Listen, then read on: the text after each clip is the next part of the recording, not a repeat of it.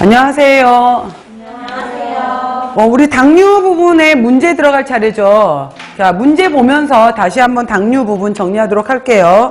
자, 1번 보시면은 천연 당류 중에서 차게 마시는 음료의 감미료로 가장 좋은 것은? 이라고 묻는 것은 바로 이제 당도, 감미도가 가장 높은 것은? 하고 물어본 거예요. 그러면은 여기 있는 것 중에서 감미도가 제일 높은 게 뭐예요? 과당이었죠, 과당. 설탕이 기준이 1이었을 때 과당의 경우에는 거의 1.7, 1.8까지 갔잖아요. 그래서 과당을 찾으시면 되고요. 3번이고요. 다음 2번에 보시면 당의 조리와 관련된 것들을 옳은 것은? 하고 물었잖아요. 당은 생전분이 호화되는 것은 지연시켜서 늦추어서 호화가 서서 일어나게 하더라. 맞죠? 호화에 들어갈 수분을 뺏어버리는 거예요. 그 다음 알파 전분의 베타화를 지연시킨다 라고 했었는데, 자, 베타 전분, 베타 스타치라고 말했던 것이 생전분이었고요. 그 다음에 알파 전분에 해당이 됐던 것이 알파 스타치는 바로 호화 전분이었어요. 그러면은 여기서 지금 알파가 베타로 가는 것을 지연시킨다 라고 했었는데, 호화된 것이 베타처럼 되돌아오려고 하는 것을 우리가 노화라고 했었잖아요. 바로 노화를 지연시킨다라는 말, 맞는 말이죠. 그 다음 빵 제조할 때 당이 설탕이 들어가게 되면 효모의 영양원이 돼서 발효를 촉진하더라 라고 했고요. 당은 단백질의 열에 의한 응고를 촉진한다 라고 했었는데, 예를 들어서 그 달걀, 나중에 우리 나오겠지만 아직은 안 나왔는데, 달걀찜이라든지 달걀말이 이런 거를 할 때 여기에 특히 달걀말이 같은 경우에 설탕이 들어가게 되면은 폭신폭신한 설탕, 부드러운 응고물을 만들거든요. 부드러운 응고물을 만들게 되는데, 이거는 응고성을 저해한다고 보는 거예요. 촉진한다고 보는 것이 아니라, 이건 부드러운 응고물이 되는 것은 설탕이 들어감으로 인해서 응고성이 저해된다 라고 봐요.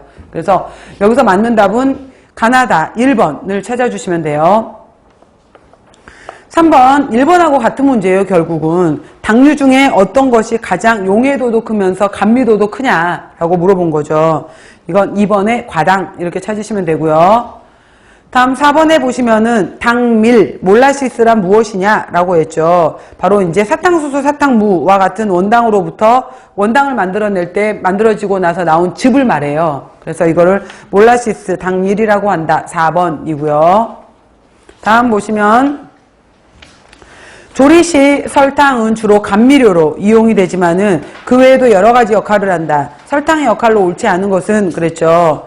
자, 양갱 젤리를 만들 때 첨가하면 부드러운 게를 형성해서 물성이 개선된다. 여러분들, 우리가 아직 다 끝까지 안 배워서 틀린 건데, 아직 안 배운 건데, 이거 답이 1번이에요. 이게 왜 그런 거냐면은, 나중에 나오겠지만은, 양갱 같은 경우에는 한천을 이용해요. 한천이 들어가면서 이용되는 건데, 여기에서 설탕의 경우에는 바로 단단하게 만들어주는 응고성을 촉진하는 인자가 되는 거 맞아요.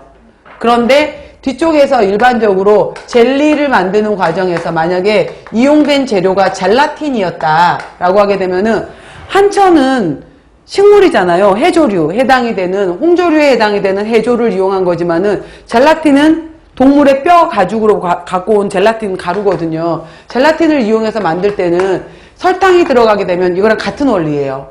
단백질에 설탕이 들어가면 응고성을 저해한다라고 했잖아요. 마찬가지로 젤라틴도 단백질이거든요. 단백질에 설탕이 들어가게 되면은 이거는 응고성을 저해해서 얘는 부드러운 응고물을 만들게 돼요. 그래서 이 문제가 이제 제가 처음에 말씀드렸던 것처럼 설탕이 맨 뒤로 나오면은 훨씬 이해하기가 쉬운데, 제가 영양사에서 말한 순서대로 넣다 보니까 설탕이 지금 앞쪽으로 나왔는데, 이 설탕 이걸 가지고서 한천 젤리와 젤라틴 젤리를 가지고서 시험 문제를 잘 물어보는데, 이때 설탕이 두 가지가 반대작용이에요. 그래서 이거를 가지고서 시험 문제로 잘 물어요. 그래서 바로 한천에 들어가는 설탕은 응고성을 좋게 해주는, 단단하게 해주는 작용을 하지만은, 젤라틴에 들어가는 바로 설탕의 경우에는 응고성을 저해를 해서 부드러운 응고물을 만들더라 라는 거예요. 그래서 바로 1번이 틀린 거예요. 그 뒤쪽에 젤리를 만약에 한천으로 만들지 젤라틴으로 만들지 모르겠지만은, 젤라틴으로 만들 때는 부드러운 겔이 될 수 있지만, 양갱이 들어가면 양갱은 한천밖에 안 들어가거든요. 그러니까 한천이 들어갈 때는 바로 단단한 겔이 되는 거예요. 그래서 얘가 틀린 거고요. 푸딩을 젤라틴을 이용하거든요. 푸딩을 만들 때 사용하면은 단백질이 부드럽게 응고돼서 품질이 향상된다. 좋은 쪽으로 보는 거예요. 부드러운 응고물로. 그 다음 170도 이상 가열하게 되면은 바로 갈색 색소, 캐러멜 색소가 만들어지면서 독특한 향과 색이 만들어진다라고 보는 거고요. 잼이라든지 가당 연유를 첨가할 때, 왜 베트남 커피 같은 경우 가당 연유 들어있잖아요. 아니면 팥빙수 들어갈 때 가는 가당 연유 같은 건데 설탕이 들어가서 농축시킨 거예요. 그러니까 이것들은 무려 그 설탕의 함량이 50%가 넘거든요. 50%가 넘는 것들은 바로 자유수 부분이 줄어들게 되면서 미생물의 발육을 억제하게 돼요. 이걸 방부작용, 바로 당에 해당이 되는 방부작용이고요. 빵이나 케이크를 만들 때 설탕이 들어가게 되면은 설탕의 역할은 바로 전분이 노화되는 거를 억제를 해서, 아까 이거 설탕이 들어가게 되면은 알파가 베타로 되는 노화 과정을 억제를 함으로써 촉촉한 상태로 오랫동안 유지하게 한다 이 말이에요. 그래서 나머지 2, 3, 4, 5는 다 맞는 말. 1번이 틀렸다. 양갱에는 설탕이 들어가면 단단한 겔이다 라고 했어요. 다음 6번 보시면은 당을 함유한 제품을 조리할 때 나타나는 특성에 대한 설명 중 옳은 것은 그랬잖아요. 식빵 만들 때 설탕이 들어가게 되면은 효모의 작용을 도와서 발효를 촉진하더라. 맞아요. 카스타드 푸딩을 만들 때 설탕이 들어가게 되면은, 푸딩 만들 때는 설탕은 아까 질감을 부드럽게 한다라고 했잖아요. 이건 맞는데 중간이 틀렸는데 어디가 틀렸냐면은 달걀의 응고 온도를 높여요. 응고 온도가 낮아지는 것은 응고성을 촉진하는 거고, 응고 온도를 높여서 그러니까 쉽게 응고되지 못하게 한다 이 뜻이에요. 그래서 부드러운 응고물로 간다 이거거든요. 4번 틀린 문장이고요.